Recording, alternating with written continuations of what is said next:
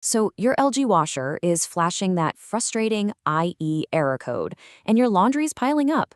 Well, don't worry. In the next few minutes, I'm going to walk you through the super simple steps to fix it and get your day back on track. All right, so there you are. You've loaded up the laundry, you hit start, and boom. Instead of that familiar sound of water filling up, you get a beep and this dreaded code. Ugh, I know how annoying that is, but seriously, trust me on this one. We are about to solve this. Okay, first things first, just take a deep breath. No need to panic. This is one of the most common error codes out there, and it's almost always something you can fix yourself in just a couple of minutes. You probably won't even need any special tools. So what in the world does IE even mean, right? Well, it just stands for inlet error. Think of your washer's brain, the control board, as being a little impatient. It expects the tub to fill up with water in about, say, 4 to 8 minutes. If that doesn't happen fast enough, it kind of freaks out, shuts everything down for safety, and flashes this code at you. Now, get ready for this. This number, 80%. This is a huge deal. Yep, that's right. A whopping 80% or even more of these IE errors are fixed by one single, incredibly simple task. So the odds are overwhelmingly in your favor that you are just a few minutes away from getting your washer back up and running. All right, let's jump right into the easiest fix first. We are going to tackle the number one cause of this error, and we're going to do it fast, like right now. Okay, hold on. Before we touch a single thing, safety first. I mean it. This is non-negotiable. First, go ahead and yank that power cord right out of the wall. Then, you're going to reach behind the washer and find the hot and cold water knobs. Turn them all the way to the right, clockwise, until they stop. That's completely off. Okay, so here's the game plan. We've already unplugged it, which is great for safety, but it also does a nice little reset for the machine's brain. After we're done, we'll make sure the faucets are wide open. But honestly, the real hero here, the absolute most important step, is number 3, cleaning those filters. This is the magic bullet for pretty much everyone.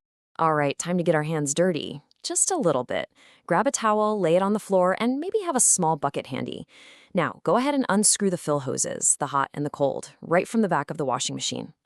Okay, now peek inside those 2 holes where the hoses were connected. See those little mesh screens in there?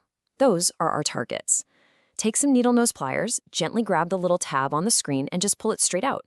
Then just take them over to the sink, give them a good scrub with an old toothbrush under some running water until they look brand new, and then pop them right back in. Make sure they're seated firmly.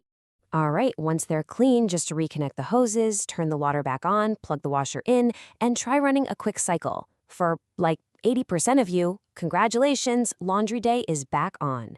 If you're still seeing that error though, don't you worry. We're just getting to the good stuff. Okay, so if cleaning the filters wasn't the magic fix for you, it's time to put on our detective hats. Our next mission is to figure out if the problem is the water coming to your machine or if it's a part inside the machine that's causing the trouble. This next test is super simple, but it tells us a ton.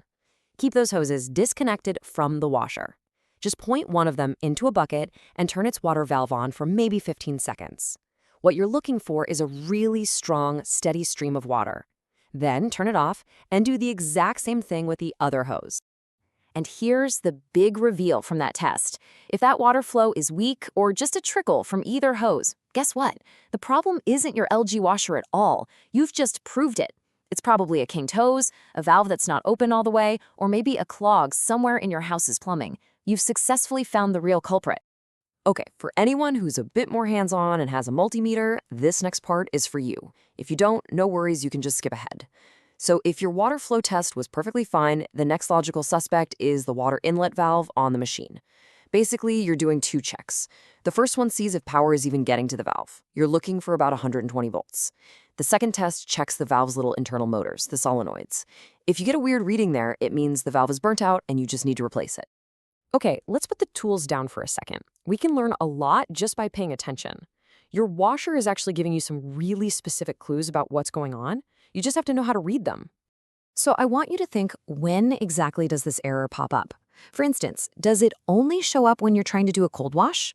If the answer is yes, then bingo, you can totally ignore the hot water side of everything. The problem has to be with the cold water hose, that cold water filter, or the cold water part of the inlet valve. Okay, how about this one? You start a cycle, and from the back of the machine, you hear this buzzing sound, but no water or maybe just a trickle is coming in. That hum is a great clue. It's the sound of the valve trying to open. It means the power is getting there, but something is physically blocking the water. That points right back to a seriously clogged filter or a valve that's just mechanically stuck.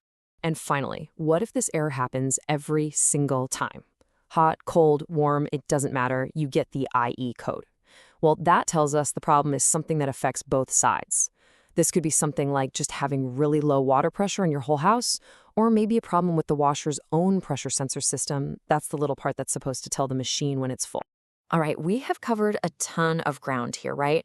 From the super simple fixes to some more advanced detective work.